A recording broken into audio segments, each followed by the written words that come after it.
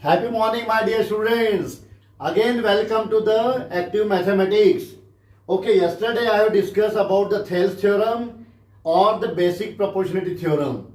Now, what I am going to teach you today, the converse of BPT theorem or the converse of Thales theorem. I hope that the theorem, BPT theorem, is clear to everyone.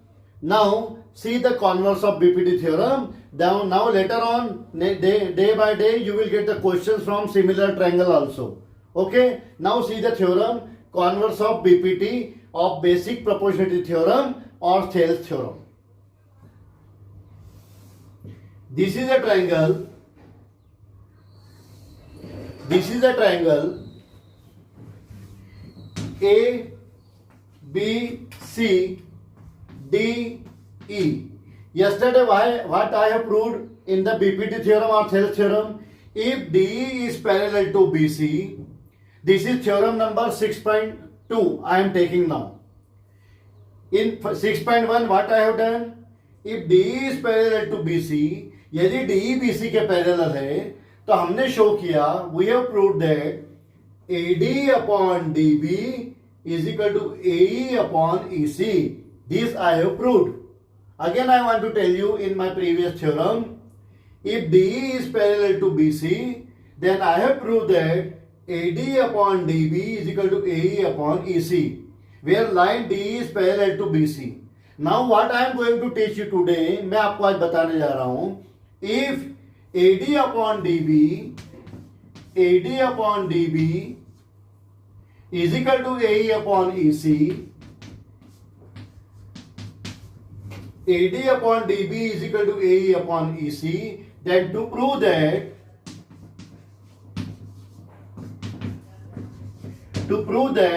DE is parallel to BC, ये हमको show करना है. What you have to show that DE is parallel to BC. और क्या given है आपको?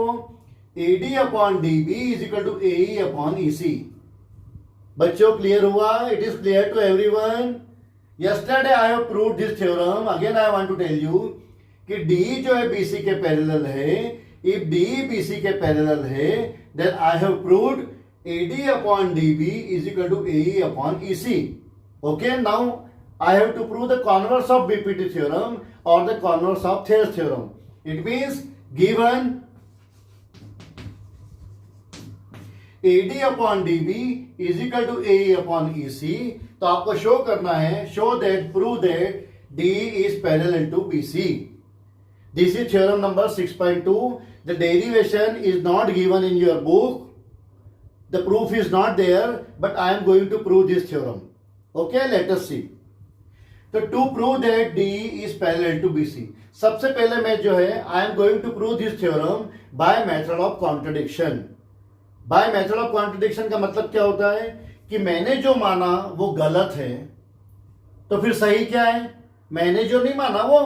तो सबसे पहले मैं क्या एज्यूम करता हूं इसको, let DE is not parallel to BC. सबसे पहले मैंने इसको एज्यूम कर लिया कि जो DE जो है BC के पैरेलल नहीं है.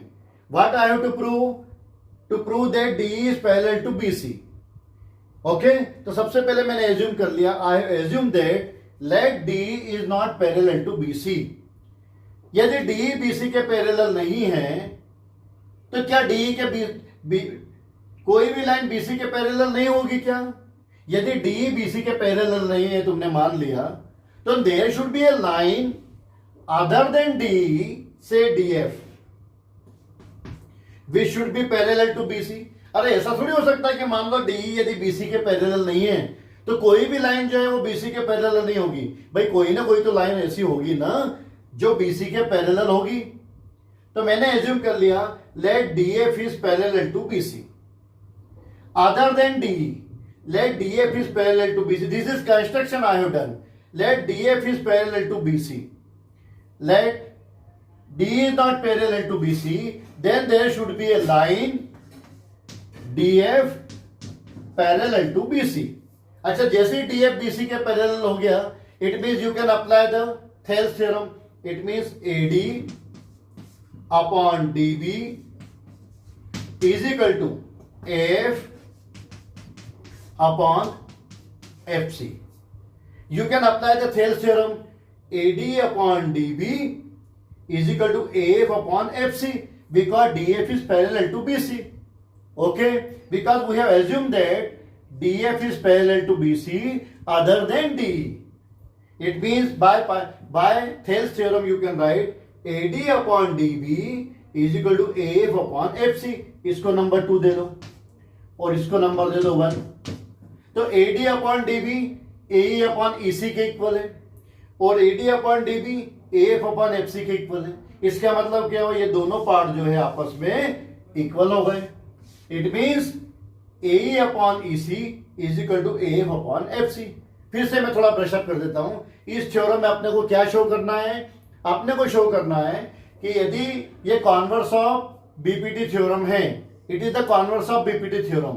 It is given that AD upon DB is equal to AF upon AE upon EC. तो आपको शो करना है to prove that DE is parallel to BC. This is theorem number 6.2 converse of BPT in your textbook NCERT. तो सबसे पहले मैंने assume कर लिया late DE is not parallel to BC. We will prove this theorem by contradiction method. तो late DE is not parallel to BC. DE जो है BC के पैरेलल है ही नहीं. अच्छा, DE BC के पैरेलल नहीं है तो कोई ना कोई तो लाइन ऐसी होगी जो BC के पैरेलल होगी. तो से DF is parallel to BC. अच्छा, जैसे ही DF BC के पैरेलल हो गया, ये मैंने एज्यूम किया है. Let DF is parallel to BC. तो इसका मतलब क्या, now you can apply the Thales theorem. AD upon DB is equal to AF upon FC. अच्छा, AD upon DB AF upon FC के इक्वल है और AD upon DB AE upon EC के equal है. इसका मतलब ये दोनों आपस में इक्वल हो जाएंगे. तो see it means AE upon EC is equal to AF upon FC. Okay, now adding 1 on both sides. So AE upon EC plus 1 is equal to AF upon FC plus 1. अब ले लो आप LCM. LCM जब लेंगे इसके ऊपर में 1 लिखा, इसके ऊपर में लिखा. Now take the LCM. तो EC बन जाए EC. तो AE plus EC upon EC is equal to AF plus FC upon FC. अच्छा, AE प्लस EC क्या होता है? AE plus EC means AC. AE plus EC means AC. तो AC upon EC is equal to A plus FC. A plus FC means AC upon FC. तो AC आपका cancel हो गया. तो आपका क्या बन गया? EC is equal to FC बन गया. EC is equal to FC. EC is equal to FC. अरे EC is equal to FC कैसे हो सकता है? How is it possible that EC and FC are equal? It means this is wrong, यानी यह गलत है. It is only possible when point F will fall on point E. यानी यह जब भी संभव है कि जब point F will fall on point E. यानी तुमने जो अलग से एज्यूम किया था कि DF is parallel to BC, या आपने जो एज्यूम किया था DE is not parallel to AC, वो क्या है? गलत है. आपने एज्यूम किया था कि DE is not parallel to BC, वो गलत है. तो फिर सही क्या है? DE is parallel to BC. इसका मतलब जो है DE जो है BC के पैरेलल है. मैं फिर से बता देता हूं, I want to tell you. हमने एज्यूम किया था कि let DE is not parallel to BC. Okay, DE. फिर हमने एज्यूम किया था कि let DF is parallel to BC other than DE. अच्छा, तो अब क्या हो रहा है? बाय चांस EC और FC आपस में इक्वल आ रहे हैं.